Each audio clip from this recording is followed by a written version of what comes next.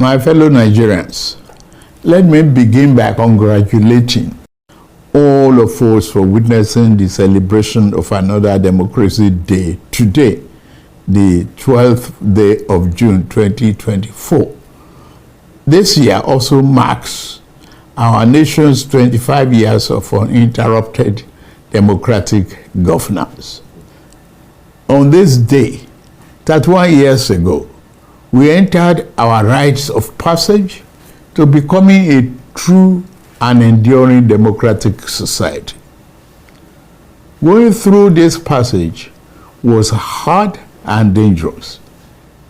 During the fateful 6 years that followed, we fought and struggled for our natural rights as human beings, put on this earth by the divine hand of our Creator. We lost great heroes and heroines along the way. In this struggle, the winner of June 12, 1993 presidential election, Chief MKO Abiola, the most significant symbol of our democratic struggle, his wife, Kudirat, General Shehu Musa Yar'Adua, and Pa Alfred Iwani, amongst others, sacrificed their very lives.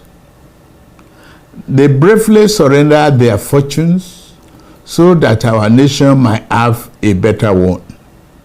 Let us honor the memories of Chief Anthony Enahoro, Chief Abraham Adesanya, Commodore Dan Sulaiman, Chief Athon Wanko, Chief Chukwuemeka Ezeibe, Admiral Ndibusi Kanu, Chief Frank Kokori, Chief Bola Ige, Chief Adekunle Ajasin, Chief Ganiu Daudu, Chief Ayo Fasami, Chief Gani Fawemi, Chief Olabi Idrojaye, Dr. Beko Ransom Kuti, Chima Ubani, and others who have transited to higher realm. The sacrifices of General Alani Akinriyade, Professor Bolaji Akinyemi, Professor Wole Soyinka, Chief Rab Obioha, Chief Colonel Adebayo, among many others, should never be forgotten. For at least 6 years, they bore the pain and difficulties of life in exile. While the exiled pro-democracy activists kept the fire burning, their comrades at home sustained the pressure on military leadership. Among the latter are Olisa Agbakoba, Femi Falana, Abdul Oro, Senator Shehu Sani, Governor Ubasani, Chief Olufalaye, and other National Democratic Coalition leaders such as Chief Ayo Adebanjo and Chief Ayo Padokun. The sacrifices they made and the precious gift brought about by their selfless devotion can never be repaid nor forgotten. We could not have won the battle against dictatorship without the irrepressible Nigerian journalists who mounted the barricades along with the pro-democracy activists. We celebrate them today, along with their media establishments, such as The Punch, The Guardian, National Concord, Tribune, The News and Tempo, and Tel magazines. The undemocratic government of the day proscribed these media establishments and jailed their journalists for standing for free speech and civil liberties and the sanctity of the June 12 elections. That's why the leather might of the authoritarian government, what appeared to be high and unyielding walls of dictatorship, came tumbling down. The dismal fortress exists no longer. The power of an idea, the power of the people proved more potent than all the guns, the munitions, and the threat of the strong men. The nation exited the yoke of dictatorship in 1999 to become the most populous democracy on African soil, the beacon of democratic self-determination for the black race and one of the largest democracies in the world. This change stands as a pivotal moment in human history. From this change, we shall never turn, nor shall annals of mankind's progress forget the sublime meaning of this great moment. Today, 25 years later, we celebrate the silver anniversary of our journey in democracy. We have studied the course. Democracy is neither a foreign nor abstract concept devoid of real-life meaning for us. Neither can we afford to reduce or minimize it to being nothing but the mere holding of periodic elections where one candidate and party outdo another. While elections attract democratic attention, they are but one aspect of democracy. Democracy is a way of life that encompasses a broad outlook of which elections are but a part. As such, a nation can have elections without being democratic, but a nation cannot be truly democratic without holding elections. That we have established a tradition of holding transparent, open, and fair elections gives credence to our democratic standing.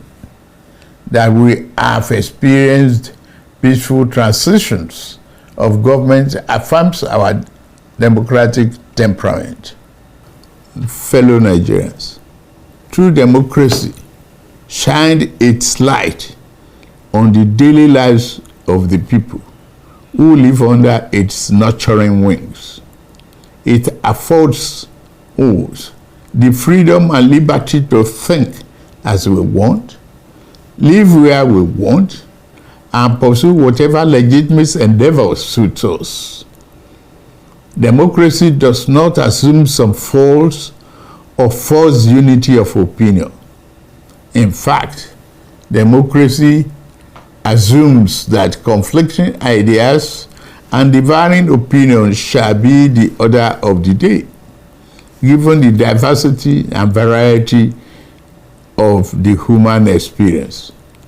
There must be diverse perspectives and viewpoints. What democracy demands is that we do not resolve differences through force and repression, but to make allowance for the legitimacy of views that differ from our own. The other forms of government imposed against the will of the people. Democracy aims to make leaders who conduct themselves as servants of the common good, not as viceroys of the narrow interests of the might. My dear compatriots, Nigeria faced the decision of untold gravity 25 years ago, whether to veer towards better destination or continue aimlessly in fog of dictatorship. We made the right choice then. We must continue with that choice now. As Nigerians, we must remind ourselves that no matter how complicated democracy may be, it is the best form of governance in the long run. We must also be aware that there are those among us who will try to exploit current challenges to undermine, if not destroy, this democracy for which so much has already been given. This is the great battle of our day and the major reason we specially celebrate this day as Democracy Day. The true meaning of the day is not to focus solely on the great deeds of the past that have brought us to this point. Yes, we pay eternal honor to those who laid down their lives, sacrificing everything to pave the way for the nation. I stand uniquely placed in this regard, and I was among those who took the risk to midwife the birth of our democracy. I am now a direct and obvious beneficiary of the fruit of those historic efforts. As a president of this nation, I am morally and constitutionally bound to preserve this precious form of governance. I vow to do my utmost best to protect your rights, freedom, and liberty as citizens of Nigeria. Even more than that, I pledge to do whatever is necessary to cement democracy as our way of life. Although the challenges are steep and multiple, I am grateful to lead Nigeria at this moment in our history and point in our democratic journey. I come before you also to declare that our most important work remains before us. The real test has never been whether we will rise to the challenge, the sling of misfortune and grievous pains of dictatorship. The real test is whether we shall lower our guards and fail to defend democracy as the shadow of despotism and its evident physical danger fade.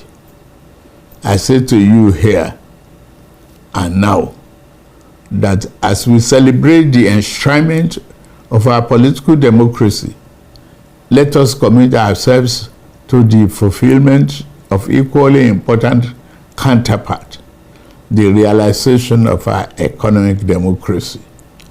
I understand the economic difficulties we face as a nation right now. Our economy has been in desperate need of reform for decades. It has been unbalanced because it was built on the flawed foundations and over-reliance on revenue from exploitation of oil.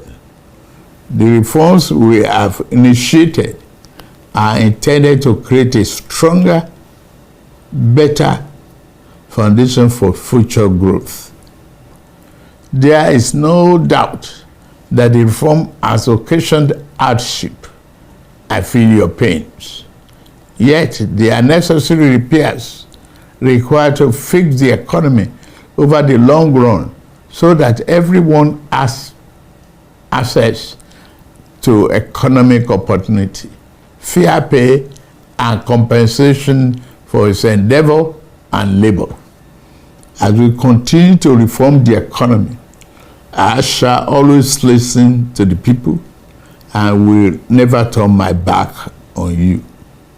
In this spirit, we have negotiated in good faith and with open arms with organized labor on a new national minimum wage.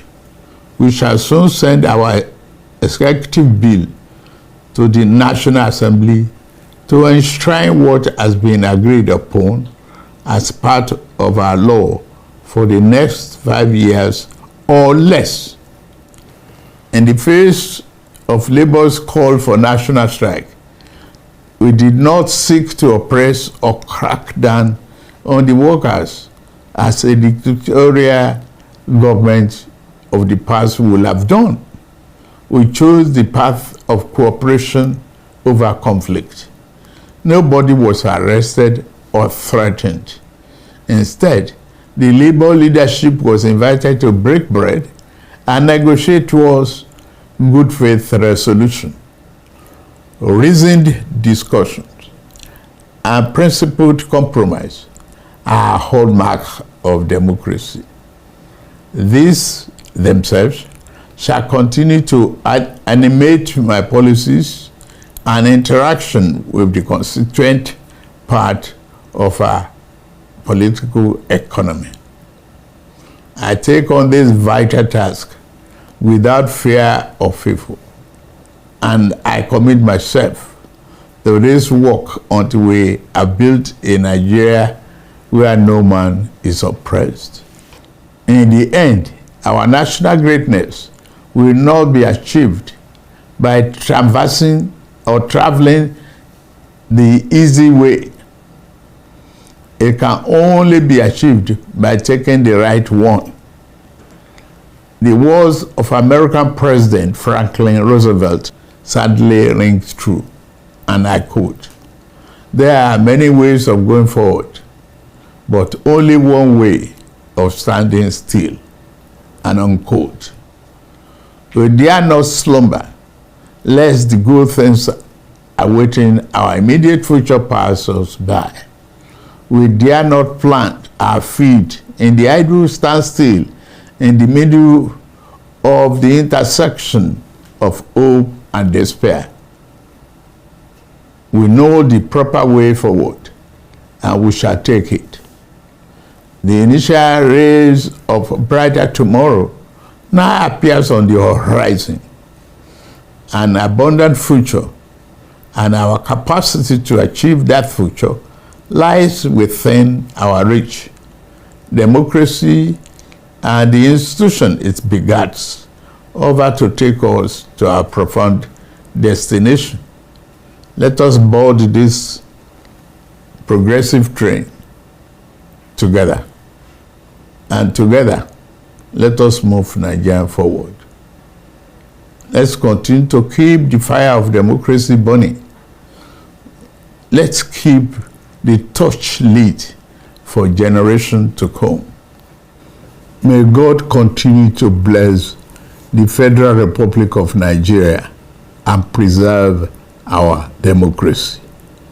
I wish us all happy Democracy Day.